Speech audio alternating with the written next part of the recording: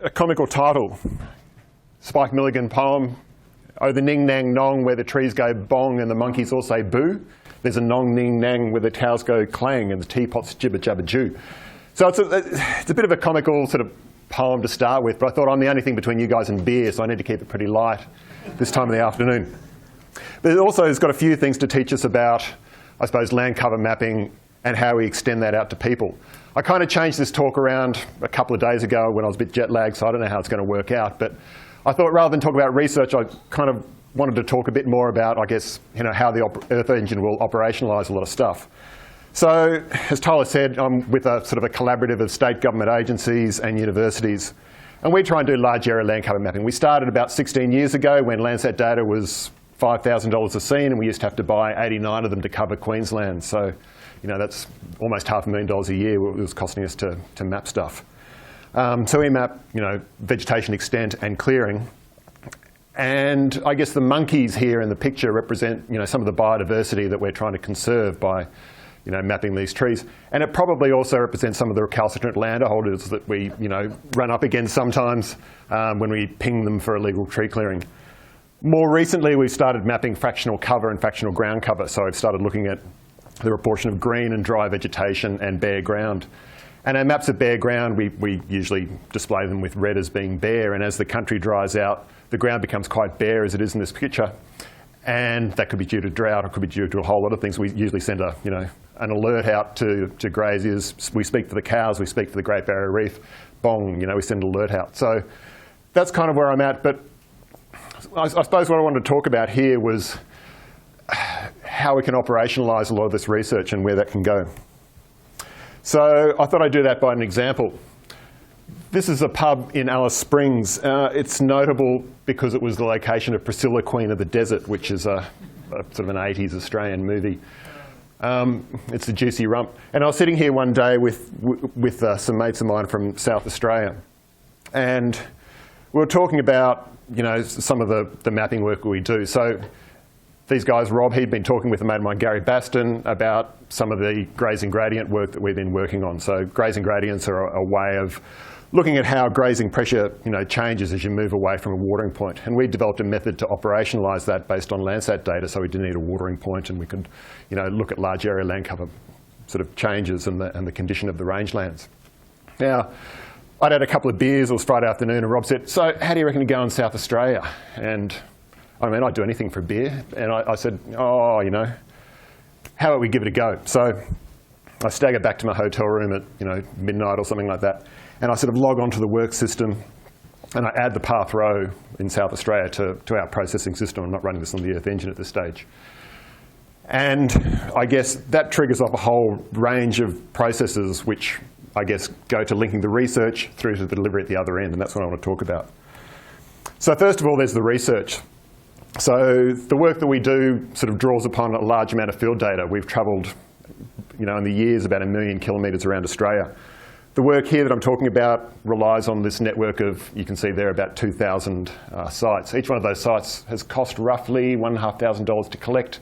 We collect fractional cover, tree cover, ground cover, vegetation surveys at all of those. So we've got a lot of data. Okay, most of our data now is collected using Open Data Kit. It is awesome. If you're going to undertake a large monitoring program, go for Open Data Kit, it's great.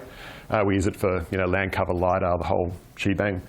So we do the work, we go and talk with the ecologists, the botanists, all those people. We write the paper, we validate the results, we publish the book. That's great. What happens next? Okay, you've got to operationalise this stuff. So you've got to be able to say, guy comes up to you in the pub and says, "I want to run it in my area." How do you do it? So the following Monday morning, this is kind of what happens. And this is our processing system. So Sunday night, while I'm flying back, okay, the system's checking and syncing against the USGS database. Okay, we ingest all the Landsat data that we don't have for that scene. We've got most of it. Do a top of atmosphere correction. We do a thermal calibration on top of that. Okay, we mask cloud, we mask cloud shadow, we mask snow. There's no snow in South Australia, we mask it anyway. We mask terrain shadow, we do a bad data mask. We've got a whole lot of masks there, okay? We then detect water, okay, and we mask water out of downstream processes. We also shovel off, time series water masks because that's useful for policy, it's useful for ecologists at the other end. Okay, we run a foliage cover model calibrated to our field data. We'll then run an annual foliage cover model. We then do a wooded change detection. This is all sort of happening automated in the background. That's useful for policy and compliance as you go through. Okay, now the sort of the harder stuff. Okay, so we build a BRDF and terrain corrected surface reflectance product so that we've got constant sun angles through the entire time series.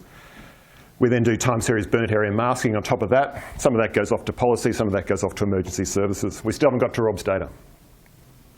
We then do fractional cover calibration, so that's based on all the field data we've collected. We then do seasonal fractional cover calibration because people don't like gaps in data and there's lots of cloud and a whole lot of other stuff, so we calculate seasonal stuff using Metroids. We then work out seasonal persistent green. So imagine you've got green cover varying over time. Most of the time your grasses will dry out, your trees will remain green. We fit a spline to the bottom of the green fractional cover to get an estimate of the persistent green. Okay? We then do a trend summary on top of that so you can see whether your green's going up or down. That's useful for policy. Once again, they want to know about vegetation thickening. It's also really good for weed mapping as well, because you can see areas that are thickening up with occasional Lotica and things like that. Okay, we then do a seasonal ground cover calculation. So we've got the full foliage cover greenness. We then take the trees out because we don't want them for ground cover, and that's really useful for landholders and policy. Okay, finally we're getting to the point where we can calculate Rob's data.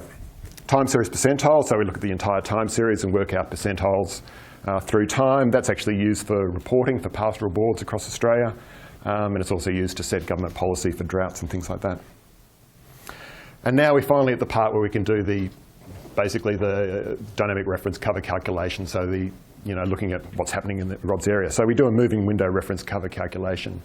Now that used to take us about 2 weeks per scene, because it's a damn big convolution. We've got a 2,500 by 2,500 pixel window convolution moving across. We've since sort of done some clever use of histograms and recoded in CNA. It takes about 16 hours for basically the entire state, so it's not too bad. We then look at the change. We give that to ecologists like Rob. And finally, and this is probably one of the most important steps, is we deliver the data at the other end. So we deliver that via web maps and extension. So what you see here on this page is 2 things. You see some paper maps which are coming out, which are, people are looking at pretty seriously.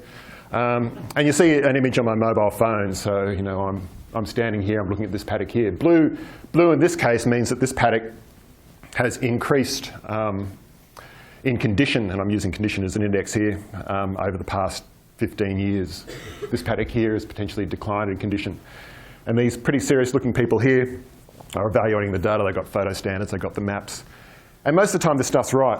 But the important thing is that this map here, this really simple thing that's being displayed on your phone that they're looking at here, has taken 1,200 Landsat images and a whole stack of data to process it. And the reason it's being used is because it's being put out there in an accessible form. So what happened there? Okay, so what was the system that made it all kind of work? And people are picking up this stuff and using it. Okay, typically in research, or typically in the system that we've got here, we've got these sort of 3 distinct boxes. So we've got the research in the informatics. Okay, this is the research that everyone in this room is doing. Okay, we've got the model development and optimization, and that's where the rubber really hits the road and you actually start processing stuff. And then you've got outreach and extension at the other end.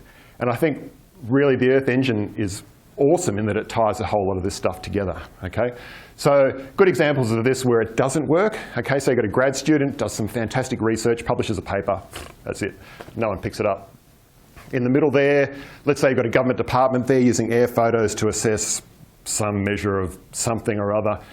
There's some really cool research over here, but they don't pick it up because there's no connection between the research and the operations. And finally, at the other end, you've got an NGO or something that's going around with paper maps and paper forms. They're not actually going out there with dynamic content to talk to people. And so you've got gaps. You've got gaps, and I think the Earth Engine can fill them really well. And that's kind of what it does. So I guess the first part here is that, okay, say you've got research, and you build a platform on top of that which has got all the satellite imagery. It's a scalable platform. It's got a really nice front end. You can code on it. You can play with it. You don't need a scientific programmer to take your algorithms and run them. Okay, that is awesome. So you're going to scale on a simple platform. That's the Earth Engine. The other side, though, is some sort of flexible response, some sort of flexible delivery system. And I think that's kind of where a lot of people here that I saw today are getting at as well. So we're going out through, App Engine, AppSpot, those sorts of things, and getting the data out at the other end. Some of the recent updates to the Earth Engine API too, where you can get a graph and you can get the data out at the other end, is a fantastic delivery tool. Once you connect all these three things together, you fill in those gaps, then your science can go out and other people can build on top of that. And I'd really encourage people to try to sort of link all these things together. That final part, getting the data out and getting it used by other people, is possibly one of the hardest steps that I personally have had to take, because I'm talking here about sort of letting go of your data, letting go of your algorithms. So these maps that you can see here, this is a clipping from a producer newspaper, are showing basically some imagery over someone's paddock. Okay, their data that we've computed. We've got the same algorithm running on the Earth Engine and running on our systems as well. Okay, but the producers, there's no badging there that says where this stuff is from. Okay, so this data is effectively coming from the same system that builds the maps of tree clearing that all the landholders hate. They hate us. We're the tree police. But because it's badged as coming from a producer body, people pick it up and use it. Graziers, landholders, they'll grab it because, hey, it's got this stamp from a producer body. It's not coming from the government. It's not coming from a university that they may perceive as being out of touch. It's coming from a producer body. So we've got data. We've released it out there. People can pick it up, rebadge it, put it into their extension tools. It's kind of hard, but what this does is it drives uptake, and that tends to push money back into further research in your division. So it's a kind of an extension value chain. Another sort of simple example of this is some maps that went out on ABC Lateline, a national TV show in Australia. So these two maps here are fractional cover. You can see here the red represents the amount of bare ground, the green is green vegetation, the blue is non-green dry grass, non-green vegetation. And these were used to show the difference between, bit hard to see on that map there, the extent of the drought. So you can see here there's a lot more green up here. This is a standard year up in Queensland. There's usually a fair bit of grass that's growing up around here. You can see currently we're in the midst of a pretty bad drought as well. And there's a lot more bare ground, I suppose, that's going up. There's no grass, okay? And all the northern cattlemen up there are in a lot of trouble. We couldn't get any of these products up on national TV, but producer bodies can, because they could grab it, they could put it out there, and then ends up being used and basically helps drive drought policy. Another really quite nice bit of work is being done by Dr. Stuart Finn and Sabrina Wu at the University of Queensland under a Google Earth Engine Research Award.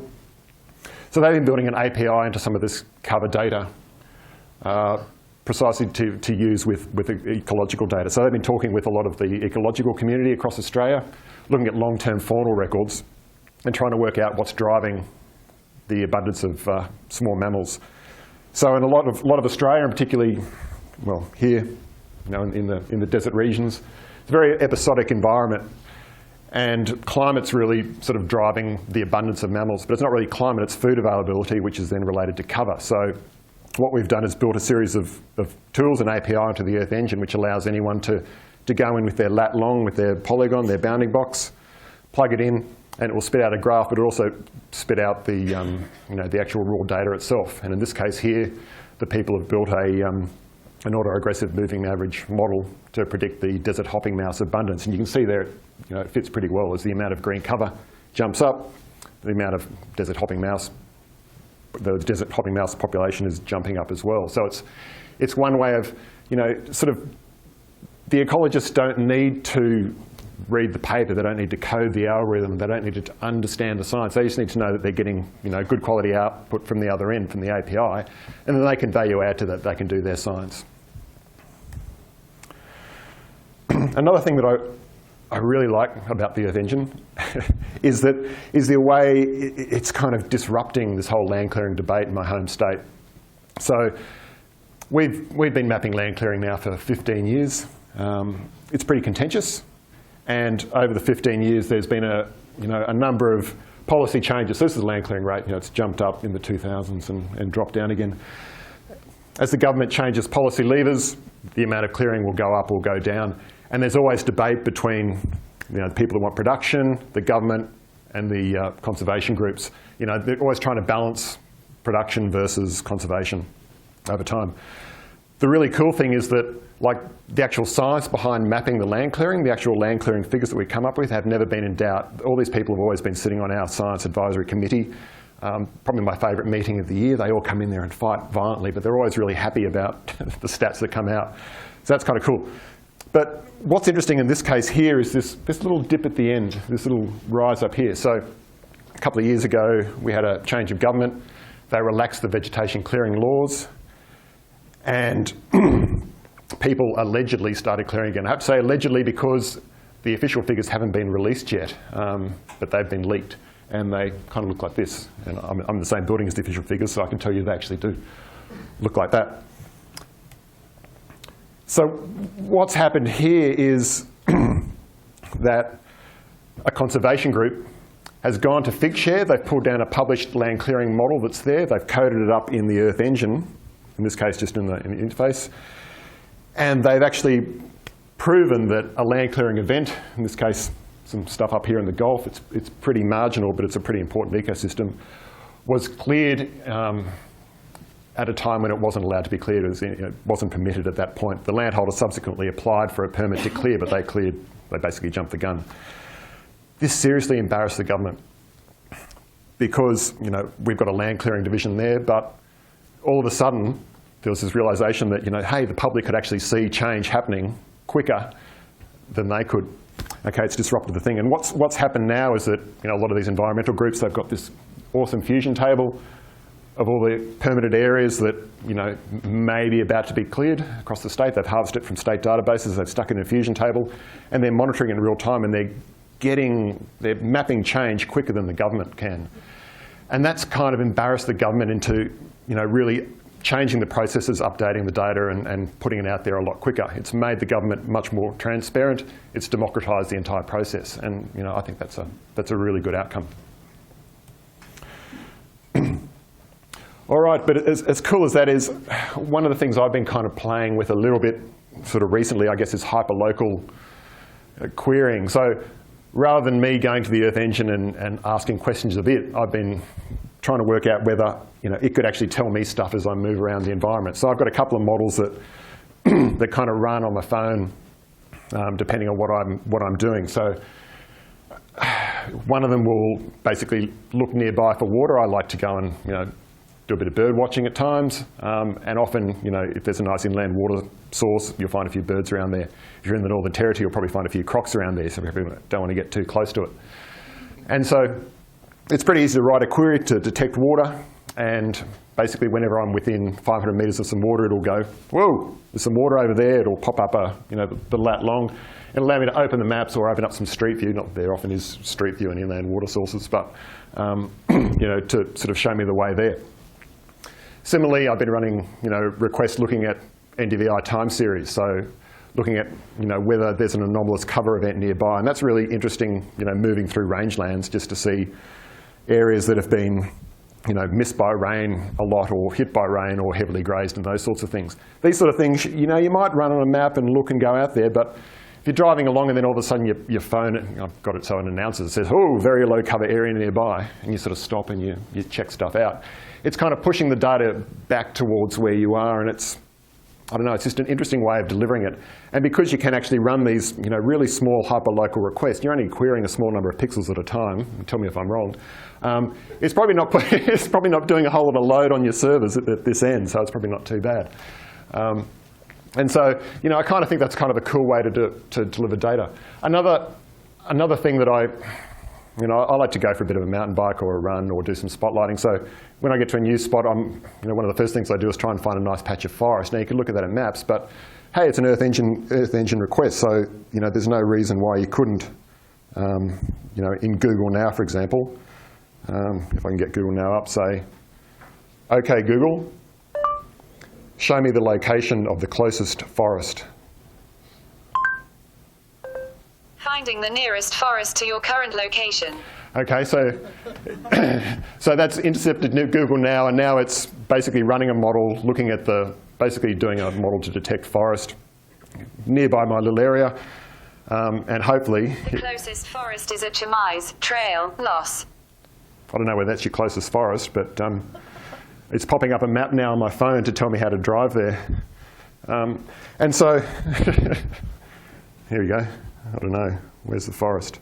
New Mexico. Mexico. Has it all been cleared? Oh yeah, there's some sort of, what is this?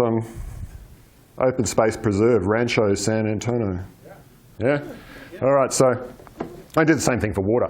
And so, you know, there's different ways of being able to deliver data and get it out there at the other end. And I think, you know, that's one of the really promising ways that, you know, we can start connecting the research to the operationalization and then to deliver at the other end so that, you know, citizens can take it up. Not all of us want to stare at maps all the time, but if you get data pushed to you, that's awesome. Almost beer o'clock. So when I was thinking about this, I thought, what's the most useless thing I can do with the Earth Engine? And I thought, I'm going to build a lamp. So I used to use the Google Geolocation API and the Translate API to sort of announce to my house when I was out riding every 5 minutes where I was as I was riding along. Strangely enough, someone accidentally bumped the speaker with a hammer second day after doing it. So I thought, all right, I'm going to build a lamp. So this is my Earth lamp, my Earth Engine lamp. And what it kind of does, if this starts up, is that as I travel around, am I going to start that? Yep.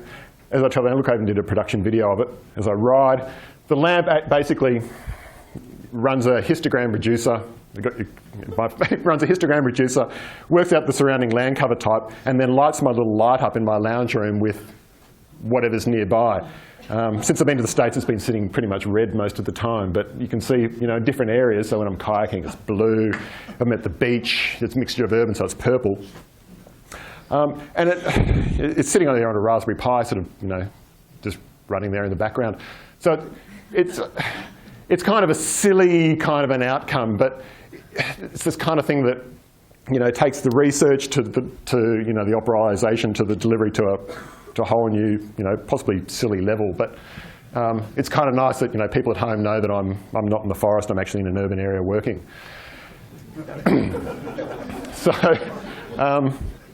that's kind of it. I think the opportunity, I really want to thank the Earth Engine team for allowing, you know, for actually building a platform that allows this kind of thing to happen, to actually take research, which we're all doing, through to operationalization, and then actually be able to deliver this to people in a format that people can actually use. And I really thank everyone here for making that happen. The rest is up to all of you with the really cool algorithms and stuff. Thanks a lot.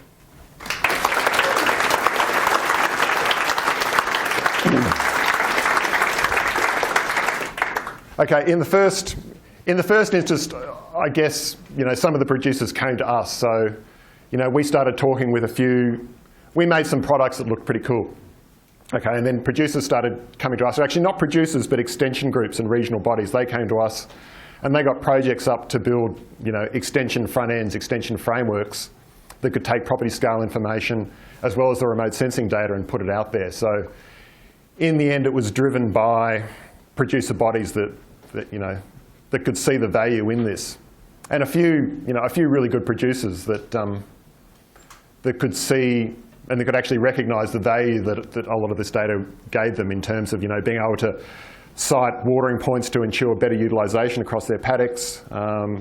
You know, to have the data that they could actually go to a bank with and start a conversation about, you know, hey, I've been managing my land really well. Can I have, you know, a loan to put some more fencing in here or something like that? So just had to have those, you know, the second follower, I suppose.